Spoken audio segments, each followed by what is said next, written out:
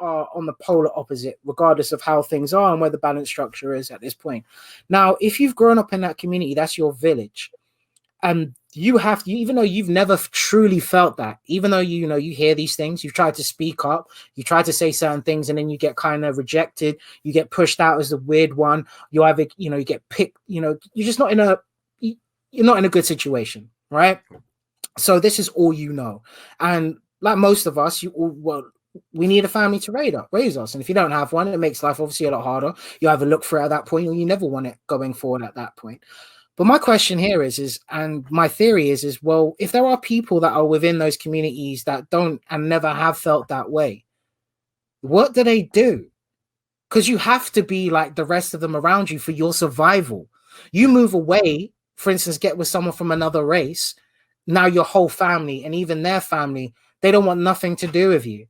Right. You don't have that support mechanism. I'm not saying, well, some people want the support mechanism just so they can have someone to look after the children, help them raise and do so they can do their life, live there, whatever. But you don't have the village anymore. Right. Now, isn't that another level of mental health? No, isn't that another? I totally agree with you. So I have a theory. I'm not saying it's all of them, but I have a very strong theory that I believe there are a whole bunch of people out there who are literally feel like they're spirited away. They're literally shipwrecked. On an island or a town or a city or a community that won't allow them to grow, won't allow them to explore, wouldn't allow their cultures to mix up and create something new for whatever reason, for whatever fear. I personally believe that there's always going to be a love and a quest for history, and there's always going to be a love and appreciation for it, and the quest for knowledge of figuring out these things from however long ago. But on the flip side of it all, I just think it's kind of massively unfair, because you do have those, and it's always those ones who have the loudest voices, or the ones with the biggest muscles, or the ones with the biggest pull that are crippling other people and stopping our growth. And that's just a theory I have.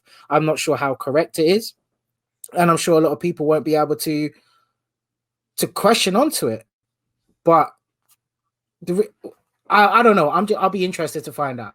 That's what I'm saying. If I am correct in what I'm feeling, that there are just a whole bunch of people that just can't even feel like themselves. I mean, even with the whole LGBTQT, alphabet community, effectively, it was quite funny is because if you go back to, like I was saying, Men on Films within Living Color, that was in the 90s. It's not like, once again, it's not like people didn't know that, this was a thing. Especially in, New York and coming up through those times in America, especially with disco. I mean, disco is just it really for it. But then then all of a sudden it gets pushed down, and then here we are, and now everybody's having to stand up and do their own thing and not feel comfortable in their own skin or coming out with who it is. So I guess in certain cases of the word, we who feel like the way that we are, we actually might need to move away from these communities that we are tied to and build our own support networks.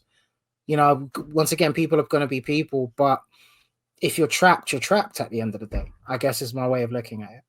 No, I feel where you're coming from, because I see that a lot culturally. Because if you go to different cultures, especially when it comes to dating in general, like marriage, some cultures like you got to stay with your own kind. It's like, okay, how do you evolve as a person if you're constantly sticking to your one group? There's other things in the world you want to explore, because that kind of gives you that passport on life. By doing the opposite, you're kind of stuck in that bubble. And unfortunately, that's the dynamic that we live in. And if you take it from out of culture, if you take it by group, everyone's put into a group. And by putting people into a group, what happens is everyone's trying to race to the top because they want their agenda to get heard. And then everyone else's kind of gets suppressed. So it's a race to the top. So you have an issue with Black men and Black women, Black women, Black women, Black men. You have gay, the gay lesbian issues, Black just trans issues. Because what happens is, like, the trans community voices are being suppressed by the lesbian gay community, and then you got the Asian community as well. where at the same time you got conflict in the Asian community too. That's not talked about. Important too. The different ethnic groups in the Asian country that kind of go against each other. That's really not talked about. So I think that's the common denominator, is that we're all put in these groups and we're fighting for our voice to be heard. And if our voices are not heard, now we're blaming another group for the reason why our voice is not heard. Instead of just saying, you know what, let's come to a commonality, fit together, and just work together. But because we're in different groups, it's never going to be that way, because everyone has their own agenda. And that's the reality. Yeah, 100%. And me not saying that, people going to say, oh, I hate Asians. It's not the case. It's just, that's the reality. You know, I love it when people try to say that though. Oh, you're just hating. It's like, by what standard? Well, yeah. Explain that to me. How I'm, even with what I'm saying, how am I hating? How is it that, you know, once again, so you're entitled to your opinion, or, you know, what it's the mob mentality. Because the mob says you're wrong, you're wrong. It's the same when people tell you, I know how you think, I know how you are, this is how you act. That's the problem. You don't. You're no one's here sitting. The only person that's doing that, coasting in the back of these eyes, right up in here, the only thing that's doing that is whatever you are. That thing that they call the soul, that's you, fella. Yeah. And even if you've got multiples, then, you know, you might have multiple souls where you got more, but I don't know. Some people might be you're crazy, but that could be your conscience. You know, you're made up of loads of different things. So I never think that's the case. And yes, I know that trusting in this day and age has gone out the window. Everybody wants to try to get something off you. But then you have to ask the bigger question is how we enabled ourselves to be so easily the prey of the predators? Yeah. And I don't mean that in a sense of, you know, sexual predators, because you guys are just wrong. But I do mean in a sense, have we just become so inept, so compulsive in the fact of just being happy, of being content with what's going on and what's being put in front of us? That's the reason why maybe this backlash has come up, where people feel like, you know, this is where the mob's coming through. How dare you this and say this and cancel them, and they said this once upon a time and they did this and they did that, and it's just like, well, that's the environment that they've not known any different. If, for instance, these people's jobs depended on them completely making a shift in their mentality and being, then they would. But you never know what they're going to do behind closed doors. That's the reality of it all. Do I think the level of hate is necessary? Hell no. But once again, you're entitled to what you are. And it's only by only setting an example, we're going to be able to go forward. The only way that we're going to be able to make a change is we need to stop sitting back and saying, yeah, like, we're going to allow this person to be cancelled because they've made this one comment, or they've come from a certain extreme place in order to deliver home a message. But it's okay for one person to do that, but it's not okay for another person to do that. You know, who makes up those rules? Right. Because I know the people that you're supposed to be speaking of, these same people that are all ganging together, go ask them to go and do that same thing in person. Go ask them to actually take the platform and lead. Now all of a sudden imagine their questions, their answers, everything's being judged now. The fact that even you did this in order to get to where you are is now being put into this plethora of things. But, you know, once again, rabbit hole situation. We could obviously go on about those things every day. I think an interesting dynamic of that is, I was watching, I don't know if you watch him on YouTube. His name is Dougie Diamond. No, send him through to me when we're done. All right. But he was talking to Kareem Johnson, and he brought up a phrase that kind of triggered me a little bit. He was talking to his cousin, and he brought up the word. He brought up two words. It was trauma bonding. And he broke that down, and I was like, no, it makes sense. Dope. Trauma bonding. We are connected by some kind of drama, whether if it's Black Lives Matter, Asians stop hate. We are connected by trauma. And what happens is, by being connected to trauma, we don't come up with a solution. And so we're enriched. I don't like using that word, enriched, but we're in that hole that we can't get ourselves out. and we bring Entangled, other maybe. people. We bring other people with us, Hmm. and then if that same person don't believe us, we shame them. Yeah. You know where I'm going Yeah. with? Yeah, no. What even when you said that when you started with that trauma, trauma mentality, was it that you said it was it again? A trauma bonding. Trauma bonding. Sorry, Yeah, trauma bonding. bonding. It's because of Yeah, I get trauma that that 100%. connect us together. Yeah, but if you got to think of it, it's like I went through what I went through last year, right? Where I had sepsis, food poisoning, diabetic ketoacidosis, COVID, and an unknown virus, right? That's 5 things in the whole hospital stay that I went through. And I'm sharing beds with other people. I will find it very hard to find someone who went through the exact same things that I did, which put me into that trauma-based mentality and where I'm at the moment. However, if I meet someone that's gone through a near-death experience themselves, I feel there's a bonding sequence over it. But then here becomes the problem. Now that we're entangled, it's great to have someone to bounce off. But when you feel that person's dipping, it triggers the feelings within yourself. Now, it might not be exactly the same story. Like I say, different situations, same principles, right? That's been my whole thing, ethos from life. I was a smart kid. But that's the way that I look at it. It's like all of a sudden that triggers you, right?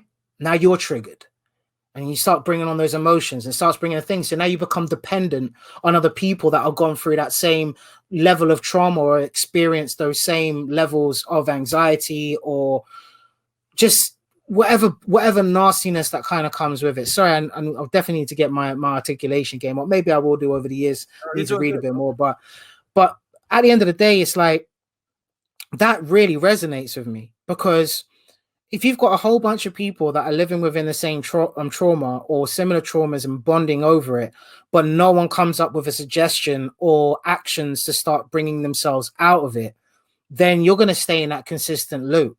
And then you're going to end up going around and around and being in this defensive cycle and that's why when someone from the outside comes in and says something, it's as unthoughtful and not tactful, sorry, should I say, like untact completely, and says, just get over it. Right. For you, it's like that's a punch in every sensitive place that you've got inside and out. How dare you say get over it? Right. You know, you don't know what I've gone through, or they start breaking down, or you think it's easy, it brings on all the trauma. So then you're going to go back to that person who you've made that bonding with. Then they're going to agree with you saying, oh, how they don't know what it is. Whereas that person's not necessarily might be coming from a bad place by saying get over it. But it's just, you have to know how to, it's like, you know, like the pillow forts. You have to know which pillows you have to go through in order so the whole thing doesn't come crashing down on you, you know? So it's just like, you're like, okay, well, left, right, careful. Right. And then you're like, okay, cool. And then you get into them, and then that's where you have that conversation. So that's why I definitely say, you know, once again, if you can find a good therapist or just find support networks if you can't afford one, because I know it's different across the world than it is here. We've got, you know, great services when it comes to that, but that's also as crazy as it sounds, this is why I also wanted this platform as well, and for us to maybe be a bit different, and we will be expanding. I do apologize to people, it's a slow process, and the reason why I say it's a slow process is because we've both got a lot on which we're trying to catch up with so we can put more time into this. But I definitely want to start having group sessions and having conversations and discussions with people with these things that we're talking about. Like I really honestly do. And not just maybe people that we know, friends and family, if they're happy to jump on. Definitely want to get my cousin on so you can finally put a face to the name and, you know, him put whatever. But that's what I'd like to do for a couple episodes and give more content to you guys. But this is the whole thing. Is it's like we need to know it's all right to feel like you're feeling, I guess is what I'm trying to get to. You're entitled to your feelings. You're entitled to everything that's going on. But in order to go forward, because I have them all the time, I've been doubting myself pretty much all week, but I've been keeping myself distracted by doing what I need to get done. The fear is when things aren't no longer needed to get done, but that's also where you get caught into it. But it's like, well, there's never enough for you to get done. But this is the whole thing. But trauma bonding, I think, that's levels, bro. Thanks for bringing that to my attention. That's levels. But segue into trauma bonding. I know this is going to be an uncomfortable conversation, right? But I feel like we need to have this conversation. I sent you that link to what Tamir's Rice moms had to say, right? And yeah, it kind of it's kind of deep, and it goes back to that trauma bonding. The reason why I say trauma bonding, I don't want to say their name, but you know, they were established, I think, what, 2013. They didn't get recognition until, I would say, after the death of Trayvon Martin. And then those hashtags called rapid. I would say it started going rapid after Mike Brown's death, I would say. Right? But recently, was it in a report, they made in donations in 2020 $90 million. Oh yeah, okay. I'm just making sure you are thinking. I'm thinking who you are talking about. It's like, okay, yeah. What I'm talking about, right? Yeah. I don't want to promote them, or anything like that. But they made $90 million, and Tamir's mom, I think Mike Brown, came out publicly being frustrated about it. And at the end of the day, is okay. You made $90 million. Where's this money? Where's this money going to? Because the organizations are complaining that they're not getting that money. Yeah. Where's this money at? When you're talking about communities that's in dire strait, COVID, Black businesses going out of business due to COVID or before COVID, that money could have been a lifeline to a lot of that community that's in need. You feel me? Yeah. So again, where's that money? And it goes back to that trauma bonding. You know, your slogan, your promotion of Black women and men that were killed, as you're promoting, right? And some of those family members said they haven't received anything. And that's the problem I have. And the constant theme of using this hashtag constantly, you see actors, you see companies, everyone, like, just like, oh, we're not racist. That's why we have this on here. We have it on shirts, this and that. And that goes back to that trauma bonding. Again, what are the solution? I went onto their website to see, like, what are the things they're gonna, like, actually do infrastructure wise. So are you an activist or you're just a celebrity? And I see them just as a celebrity than an activist. But I want your opinion on that, bro. Well, yeah, we'll use this one to close up. Cause I need to, I'm not gonna, cause you know me, I'm happy to be a bull in a china shop with this. Like, I don't have a chill factor when it kind of comes to it. And this is the reason why I step back. So even with my the stuff, as you can see at the bottom, highcreativity.net, I've got my own Union Black. Now, Union Black was something I came up with years ago. It was supposed to be for a skateboarding, I was skateboarding back when I was never great at it, but part of a little skateboarding team, came up with the name Union Black, and then just kind of that went on there. I did like a graffiti-based Union Jack flag, which I'm redesigning and working on now. But at points, I just kept it as it was. It's just Union Black, a unification of being, but then I started, as you digging into things, bringing us like a union of Black. What does that look like? And then also, if you close your eyes, what do you see? Black. Okay. So technically, it's not race related. It's just a good play on how certain things are. Fortunately, I have levels to my thinking, unlike most people. And that's no offense to you guys, not at all. Like, it's just what it is. You know me, I'm just tickling. I'm joshing, as they say. But my whole thing is this, right? So I had that, but then I thought, you know what, let me actually step more into this. But when this whole thing, especially with what blasted off last year with, rest in peace, George Floyd, and once again, all of the countless others who have lost their lives through this. And I mean it in a sense of countless, because there's only been ones that have been reported on, not the whole spectrum of those who haven't been not reported on. And that's globally, by the way, not just talking about where we are. But I held back. And then I redid my redesign of like the black power fist, so still taking the same shape, just adding my twist to it, making it a bit more funkier, but not just a case of fashion statement, but also because of what it represents with the Black Panther Party, the unification, the fact of taking away from the powers that be that are literally crippling us, especially during those times, that freedom. But I held back on it because I didn't want to jump on the bandwagon where some people say, no, jump on it. Nah, because something doesn't sit right with me with this.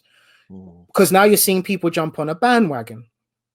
Like you said, celebrities, people are now using that. Companies are using it as bumper stickers. People are using that as, stick just to post to say that I'm not this. I'll post I did the same thing, but I'm doing it because I know what I'm looking into. I'm looking at the years of struggle. I'm talking about the actual the deconstruction of Africa as an actual nation, whilst it was being literally invaded by the Asian continents at the time, and not even the way people think. They were going through relationships between kings and queens. Right. So I'm going back. I'm digging into history, real history, to understand what the journey was to equal where we are, where you've got people looking at the journey from where it is now. Okay, fine. You learn when you learn. I'm not saying that to anyone else, but if you're not willing to learn to go any further, but if you're just using it as your plaster, your sticker, or your black picture for that day, or that that Black Pound Day, how many black businesses actually did make more money that day just off the off chance that wasn't already potentially successful or had the money to advertise and market before? Right. Yeah. So once again, now people are steering these things in a direction. When I heard, because I'm only about 2/3 of the way through, or most of the way done, I'll say about 80% done. But when you're hearing about one, like you said, the amount of money that they're getting, but none of that's going back to, she was looking to build her center to actually help the community. She's having to struggle. Where's that money going to get that through? Right? Then you're having people using this as a statement to show that, yeah, I'm going to be a revolutionary on screen purposes only. Then you have the cheek to go at people like J. Cole, Kendrick, and other people saying, you guys aren't, you one hand just spitting about this pro-black stuff, but then on the next step, you're not even doing anything, and whatever, because once again, you got the ones that you're looking at are the ones who are using it as just a trend. I'm not saying they're not coming from a place of goodness, or there isn't some genuinity behind it all. But once again, it feels like it's idle. It's a job for idle hands for certain people. It's something to help carry you through. Like, oh, I was at the front line. What were you doing? Oh, I'm here starting my own I've started my own black creativity business. I'm trying to grow that. We're here on this platform. Us producing this, us actually trying to create a different voice, a different narrative, actually paying attention to other podcasts, seeing what other people are doing, trying to do what they're doing. That's just one section. Then me working with other creatives, having people selling through their store, selling through my store, me actually vectorizing people's artwork, which means to digitalize artwork for people who don't understand that. From me, from helping promote up and coming artists, or artists who not even up and coming, people just like, they got good music that they haven't got an outlet. I might only have 1 or 2 listeners, but that's 1 or 2 listeners more that they didn't have beforehand. This is what I'm doing, and that's not just for my people, that's just for people in general. But yes, there's a big push for those people who look like me. Simple as. So when you're looking at these two comparisons, and then we also heard about those other people that set up fake BLM charity causes and were taking money and everything else. Well, I know you don't want to say it or give and promote. Well, it is what it is. But the same way, like my cousin says, he's black every day. You're black every day. I'm black every day. Everyone who looks like us is black every day. Right? And the fact that you can even have Blue Lives Matter, the fact you can even have All Lives Matter, you have all of these counter arguments against just the fact where people are just saying, look, can you guys just stop senselessly killing us? We understand if it's like if someone's clapping back at you, right? They are literally know what they're doing. They're living that life. I'm not saying any life should be taken in that way. But look, if that's what you're going to do, then they got to do their job. But when we're talking about the senselessness, when we're talking about the profiling, when we're talking about being choked out, when we're and that's literally from getting jobs or opportunities to actually being physically choked out.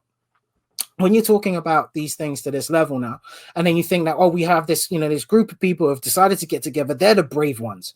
They're the ones stepping up, and then they're going to decide what they want to do. Then they're the ones who are going to be able to, put together what we've all been saying about things that we need to get changed. You would hope they found people who believe in the cause, who are educated, understanding how how things work, you know, like, okay, well, we need to get this and this in place, or we need to have police officers, as soon as they do this, this, and this, they have to be held accountable. If you're found to do these things, then you have to do time. They love the private prison system, then build prison systems specifically for police officers. Don't care if it's Club Med or whatever it is, just put them inside, let them know what it's like to feel that case of being subjugated to the same treatment and being cut off from society and being seen in that way. Or once supposed to be, we're all supposed to be free, we're supposed to be equal. You know, we're all supposed to be guilty, innocent until we're proven guilty. Sorry, but where is that? Where is that blind sense of justice? Where is that fairness on across the board? But the more I hear it, the more programs I see. When I start hearing it, just all those same bells still keep ringing in my ears from the same stuff that our ancestors went forward to. Power to the ancestors, they went through. It's all talk. It's all jive. It's all shucking. It's all this until, and it's still going to continue on. Oh, it takes ages for these things to change. No, it don't. Because once again, when we look at the laws and the systems, if we look at the cases of what it means to just be if we take away all of the laws as it is, and we just put it down to the bare basics, I don't like the Bible, but once again, the whole love thy neighbor, that whole respect one another, don't steal from one another, don't, you know, sleep with someone else's missus or part. I mean, there's certain stuff that I do still believe that is a bit sexist and such, but this is the thing. For me, just to tie it up, because we'll close it at this, as it all is, we'll see how it unfolds, but the way I look at it is, we haven't got the right people, and we'll tap into this more into the next podcast for everybody, and we'll really dive into it and what we put. Maybe we can come up with potential solutions on what we kind of have it to look like. But as I'm seeing it right now, I think it's disgusting.